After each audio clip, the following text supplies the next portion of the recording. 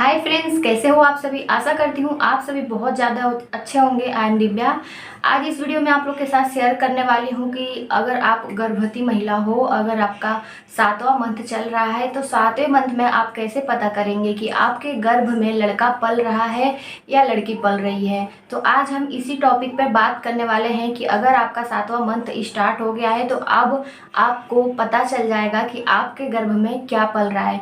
क्योंकि जैसे ही कोई महिला प्रेग्नेंट होती है तो सबसे ज़्यादा उसके मन में उत्साह यही आता है कि अब उसके गर्भ में क्या पल रहा है, लड़का है या लड़की है, बेटा है या बेटी है। तो देखिए फ्रेंड्स, आपके फैमिली में या आपके मन में ये जिज्ञासा आता ही है, तो उसी जिज्ञासा को शांत करने के लिए मैंने ये वीडियो, छोटी सी वीडियो आप लोग के साथ शेयर किया है। मैं आज बताऊंगी 6 सिम्टम्स जो आपके बॉडी में देखे जाते हैं तो पक्का आपको लड़का हो सकता है। तो चलिए वीडियो स्टार्ट करती हूँ बिना किसी देरी के, और आपको स्टेप बाय स्टेप एक एक करके सारा कुछ बताती हूँ कि ऐसे कौन से सिम्टम्स होते हैं, ऐसे कौन से लक्षण होते हैं जो अगर आपके बॉडी में दिख रहे हैं तो पक्का आपने एक बेबी बॉय को कंसीव किया है।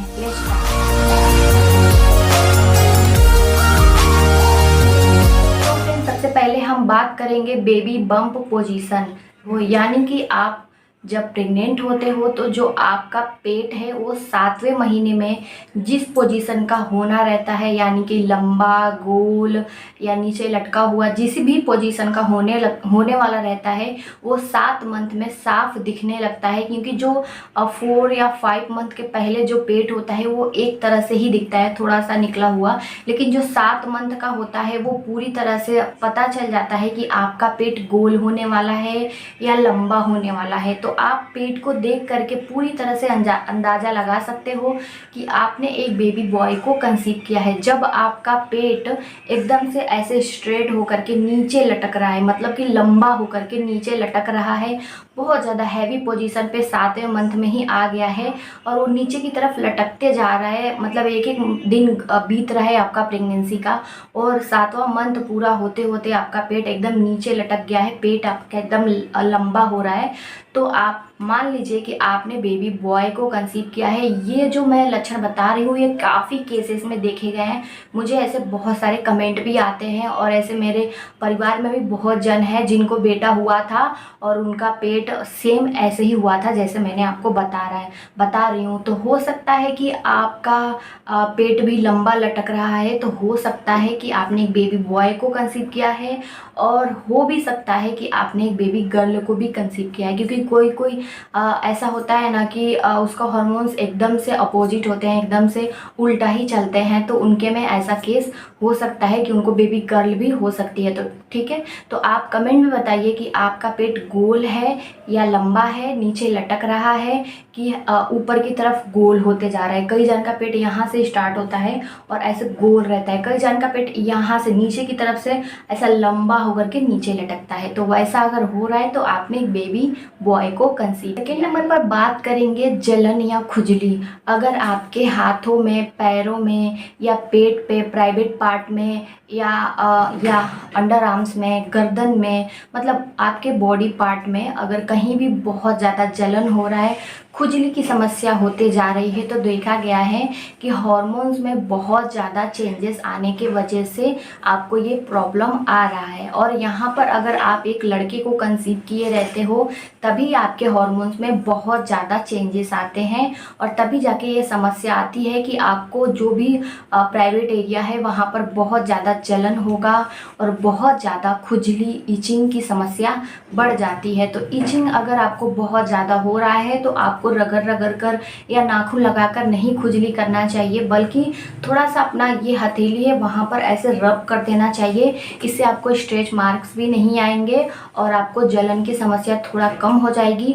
और जब भी आपको ऐसा महसूस हो रहा है कि आपको कहीं भी बॉडी पार्ट में बहुत ज़्यादा इचिंग हो रही है तो उस समय में आप बादाम का तेल ज़रूर यूज़ करें। बादाम का तेल थोड़ा सा अपने हथेली पर ले करके और उस एरिया में ऐसे सर्कुलर मोशन में मसाज करें। इससे आपका जो जलन की समस्या है वो उसमें बहुत ज़्यादा राहत मिलेगी और आपकी खुजली की जो समस्या है वो बिल्कुल भी स्टॉप हो जाएगी। मैंने अपने पूरे प्रेगनेंसी में यही वाला ट्रिक यूज़ किया था। मैंने अपना जो बादाम का आलमंड ऑयल आता है, जो एकदम प्योर वाला, 100% प्योर वाला आता है, वही वाला लेना है। बाल में लगाने वाला तेल नहीं यूज़ करना है, वो वाला तेल तेल बहुत ज़्यादा लाभकारी होता है प्रेग्नेंट औरतों के लिए, खासकर जब उनको खुजली की समस्या होती है तब। 4 नंबर पर देखा गया है पैरों और हाथों में बहुत ज़्यादा स्वेलिंग आना। जब आपने एक बेटे को कंसीव किया रहता है तब जाके आपके पैर और हाथों में बहुत ज़्यादा स्वेलिंग की समस्या बढ़ जाती है, क्योंकि जो बच्चे का जो बॉडी का साइज होता है वो थोड़ा हैवी होता है। और आपका पेट भी देखा गया है बहुत सारे महिलाओं में कि पेट नीचे लटकने लगता है, बहुत ज़्यादा हैवी होने लगता है और बॉडी में भी बहुत ज़्यादा चेंजेस होने लगते हैं। इसकी वजह से जो पैर है वो आपके झेल नहीं पाते हैं आपका बॉडी का हैवीनेस होना, पेट का हैवी होना। तो इसकी वजह से पैर में स्वेलिंग की समस्या बहुत सारे महिलाओं में देखी गई है। यहाँ तक कि जब आपने एक लड़की को भी गर्भ धारण किया रहता है तभी भी आपका पैर स्वेलिंग होता है जब आपका बॉडी हैवी पोजीशन पे जाता है तब। लेकिन आपने जब बेटे को कंसीव किया है और आपका पेट हैवीनेस पे जा रहा है और बॉडी भी हैवीनेस पे जा रही है तो पैर में बहुत ज़्यादा स्वेलिंग और जलन की समस्या देखी गई है। यहाँ पे मैं आपको बता दूं कि अगर आपका हॉर्मोन्स मतलब इम्बैलेंस हो रहे हैं तो आपके पैर और हाथों में स्वेलिंग आएगी। तो आप क्या कर सकते हैं, थोड़ा सा गुनगुना पानी लेकर के और अपने पैरों को और हाथों को उससे वॉश कर सकते हैं, धो सकते हैं। इससे आपको बहुत ज़्यादा राहत मिलेगा और आपके पैर की जो स्वेलिंग है थोड़ा सा कंट्रोल में रहेगी, थोड़ा सा कम रहेगी। इससे आपको बहुत ज़्यादा राहत मिलेगी। 4th नंबर पर हम बात करेंगे आपके नाखून और बालों से लेकर के। जब आपने एक बेटे को कंसीव किया रहता है तो आपके बाल और आपके नाखून की ग्रोथ बहुत ज़्यादा बढ़ जाती है। आपके बाल बहुत ज़्यादा सिल्की, शाइनी, स्मूथ और स्ट्रॉन्ग और लंबे घने दिखने लगते हैं, क्योंकि जो हार्मोन्स होता है ना वो बहुत ज़्यादा होता है लड़कों के अंदर और उसकी वजह से जो आपके बाल हैं वो धीरे धीरे लंबे होने स्टार्ट हो जाते हैं। 9 मंथ के बाद आपके बाल बहुत ज़्यादा स्ट्रॉन्ग दिखने लगते हैं, बहुत ज़्यादा लंबे घने और सिल्की शाइनी दिखने लगते हैं। तो अगर आपके बाल भी बहुत ज़्यादा लंबे घने हो रहे हैं तो आप मान लीजिए कि आपने एक बेटे को कंसीव किया है। और नाखून भी आपके टूट नहीं रहे हैं, मतलब बढ़ते जा रहे हैं, आपको काटना पड़ रहा है। आपके पूरे घर के काम करने के बाद भी आपके नाखून नहीं टूट रहे हैं, आपको काटना पड़ रहा है, तो हो सकता है आपने एक बेबी बॉय को कंसीव किया है। 5th नंबर पर बात करेंगे खाने की क्रेविंग। जी हाँ फ्रेंड्स, माना गया है कि जब आपने एक बेटे को कंसीव किया है तब आपको खट्टा, तीखा, नमकीन ये सब सारी चीज़ें तो खाने को मन करती ही हैं, लेकिन आपको भूख की समस्या बहुत ज़्यादा बढ़ जाती है। आपको भूख नहीं लगता है, बहुत कम देखा गया है कि लड़का कंसीव होने के बाद भी महिलाओं को बहुत क्रेविंग होती है खाने की। लेकिन अगर आपने एक बेटे को कंसीव किया है तो आपको भूख में समस्या हो सकती है। आपको खाने का मन करेगा लेकिन आपको सिर्फ बाहर की चीज़ें, चटपटी चीज़ें ही खाने को मन करेगी। आपको घर का सादा दाल चावल खाने का बिल्कुल भी मन नहीं करता है उस समय जब आपने एक बेटे को कंसीव किया रहता है। आपको भूख कम लगेगा और जब भी आपको भूख लगेगा तो आपको बाहर की चीज़ें या चटपटी चीज़ें ही खाने को मन करेगी। अगर आपके साथ भी ऐसा हो रहा है तो कमेंट कीजिए और मुझे बताइए कि आपके साथ क्या हो रहा है और आपका जब डिलीवरी होता है तो आपने क्या लड़का हुआ आपका या लड़की हुई, ठीक है, मुझे ज़रूर कमेंट में। 7 नंबर पर हम बात करेंगे कि नाभि होती है वो लाइन ऊपर की तरफ जा रही है या टेढ़ी मेढ़ी जा रही है। जब आपकी नाभि लाइन जो है, नाभि के पास एक लाइन आती है वो स्ट्रेट होकर के यानी कि एकदम सीधा ऊपर की तरफ जा रही है तो आपने एक बेबी बॉय को कंसीव किया है। वही नाभि लाइन आपकी ऐसे टेढ़ी मेढ़ी, थोड़ी सी टेढ़ी मेढ़ी होकर के और एकदम लाइट कलर की है, डार्क नहीं है, तो एक लड़की को कंसीव किया है। जब आपकी नाभि लाइन डार्क है, बहुत ज़्यादा डार्क है और सीधे स्ट्रेट ऊपर की तरफ जा रही है तो एक लड़के को कंसीव किया है। तो ये थे कुछ लक्षण जो मैंने सुना है और देखा भी है बहुत सारे महिलाओं में।